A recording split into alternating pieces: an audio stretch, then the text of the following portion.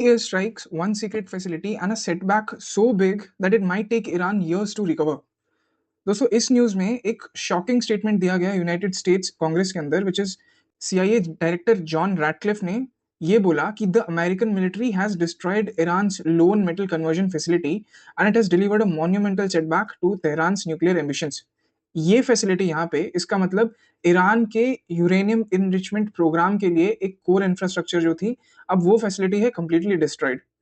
पर ये सिर्फ एक मिसाइल अटैक नहीं था, ये था एक सर्जिकल जियोपॉलिटिकल स्ट्राइक जिसका मास्टरमाइंड था सीआईए यानी सेंट्रल इंटेलिजेंस एजेंसी. चलिए समझते हैं दुनिया की सबसे पावरफुल और सबसे सीक्रेटिव एजेंसी का असली structure. This is the story of CIA. CIA का ओरिजिन होता है एग्जैक्टली वर्ल्ड वॉर 2 के दौरान, जिस टाइम पे बनाई गई थी एक सीक्रेट एजेंसी जिसका नाम था ऑफिस ऑफ स्ट्रेटेजिक सर्विसेज यानी ओएसएस. ये बनी थी 1942 में और इसके फाउंडर थे विलियम जे डोनोवन. इनका काम था एनिमी टेरिटरीज में स्पाइंग करना, सैबोटेज करना और वो हर काम जो वो एक फुल ब्लोन वॉर के लिए छुपके किया जा सके. जब वर्ल्ड वॉर 2 खत्म हुआ तो यूएस समझ गया था कि दुनिया अब एक न्यू जोन में एंटर कर रही है जिसका नाम था कोल्ड वॉर. यूएस और सोवियत यूनियन के बीच शुरू हो गया था एक साइकोलॉजिकल, इकोनॉमिक और न्यूक्लियर पावर का कंपटीशन. और इसी बैकड्रॉप में 1947 में बनी सेंट्रल इंटेलिजेंस एजेंसी.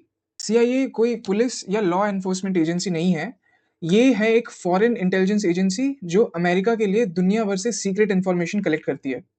ये बेसिकली 4 मेन काम करती है विच इज इंटेलिजेंस गैदरिंग, किसी भी कंट्री के स्ट्रेटेजिक सीक्रेट्स निकालना, देन कोवर्ट ऑपरेशंस, छुप के रेजिम चेंज करना या फिर सेबोटेज या साइकोलॉजिकल ऑप्स चलाना, then counter intelligence that is दूसरे देशों के स्पाइस को पकड़ना, and then analysis and briefings that is president को हर रोज क्रिटिकल अपडेट्स देते रहना. देन सीआईए के अंदर होती है 5 major directorates which is directorate of operations that is DO, field में स्पाइस भेजना या फिर इन्फॉर्मेंट्स बताना इनका काम होता है. Then comes the directorate of analysis which is DA, ये लोग रॉ डाटा को डिकोड करते हैं. Then third is directorate of science and technology which is DS and T, satellites, bugs या हैकिंग टूल्स डेवलप करना. Then comes directorate of support which is DS, जिनका काम होता है पूरा ऑप्स का लॉजिस्टिक संभालना. Then comes directorate of digital innovation which is DDI, जिनका काम होता है साइबर वॉरफेयर और एआई टूल्स का यूज करना.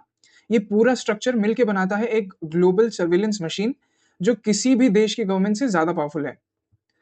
सीआईए के कुछ ऑपरेशंस जो आज भी टेक्स्ट बुक में नहीं लिखे गए हैं, that is first is 1953 Iran which is operation Ajax.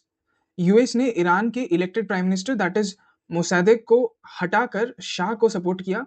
Then 1961 में Cuba that is Bay of Pigs में कैस्ट्रो के खिलाफ फेल्ड इन्वेजन प्लान किया. Then Afghanistan which happened in 1979 to 1989 जिसमें सीआईए ने मुजाहिदीन को सोवियत के अगेंस्ट फंड किया. देन 2011 में अबोताबाद पाकिस्तान में ओसामा बिन लादेन की लोकेशन ट्रेस करके ऑपरेशन एग्जीक्यूट किया. पर ये कहानियां जितनी पावरफुल है उतनी ही कंट्रोवर्शियल भी है. आज सीआईए का फोकस है टेररिज्म पे इंटेलिजेंस बनाना, साइबर सिक्योरिटी थ्रेट्स ट्रैक करना, चाइना, रशिया, ईरान जैसे कंट्रीज के स्ट्रेटेजिक प्रोग्राम्स मॉनिटर करना, देन सैटेलाइट्स या एआईए सर्वेलेंस और डाटा हार्वेस्टिंग का यूज करना.